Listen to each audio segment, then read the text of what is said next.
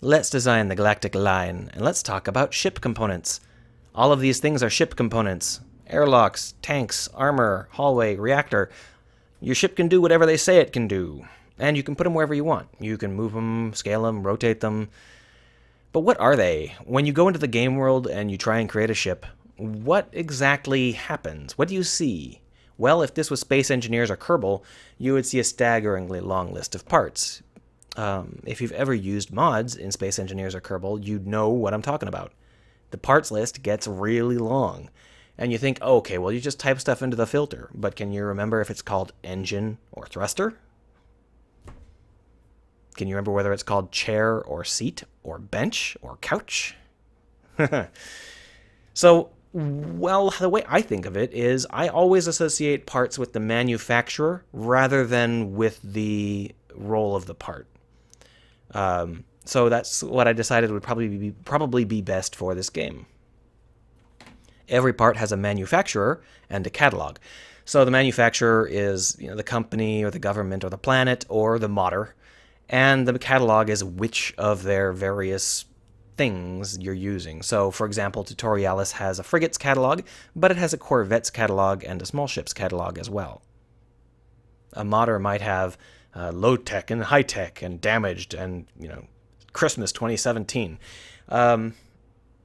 You can do whatever you'd like with the catalogs.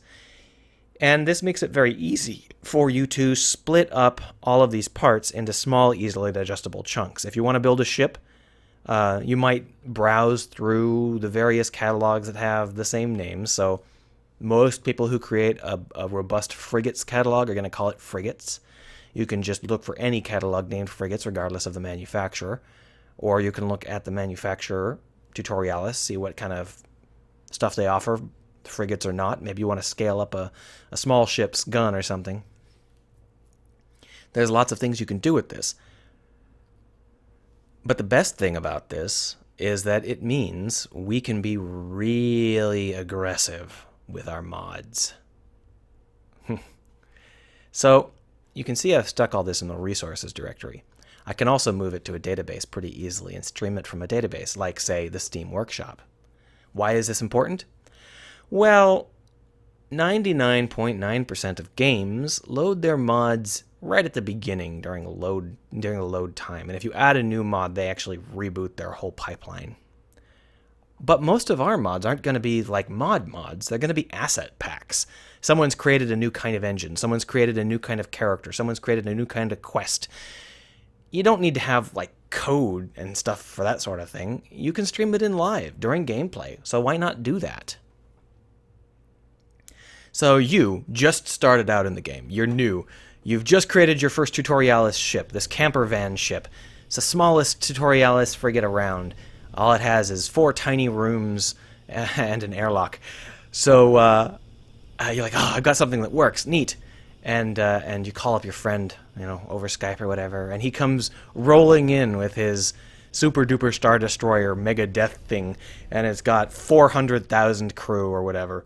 And he's using parts you've never heard of and mods you've never heard of, and your game doesn't care. You don't have to go out and load those mods. When your friend starts to load his ship in, it automatically goes out to the database and it says, okay, I need this catalog from this manufacturer. I need this catalog from this manufacturer. I need this catalog from this manufacturer. And the game goes, okay, there it is. And then it goes, okay, you don't need those anymore? They're gone. The only thing in your memory footprint is the ship itself, which is like meshes, textures, sounds.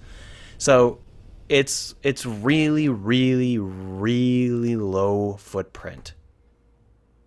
We don't have to worry about hitting that upper limit. You've got that RAM limit that you're always worried about loads slower and slower and slower as you get more and more mods, and then suddenly it crashes entirely.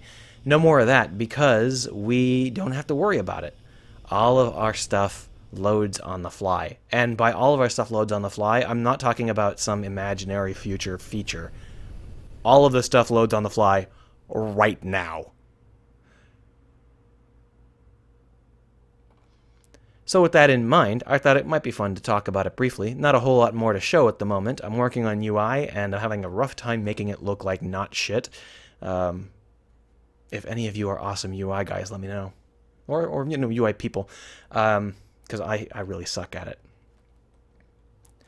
That in mind, that is my update on ship parts, and I hope you are excited to hear that you can, rather than having a mod whitelist like most games do it, you can have a mod blacklist where you're like, I want to accept all mods except for these 10 that I hate.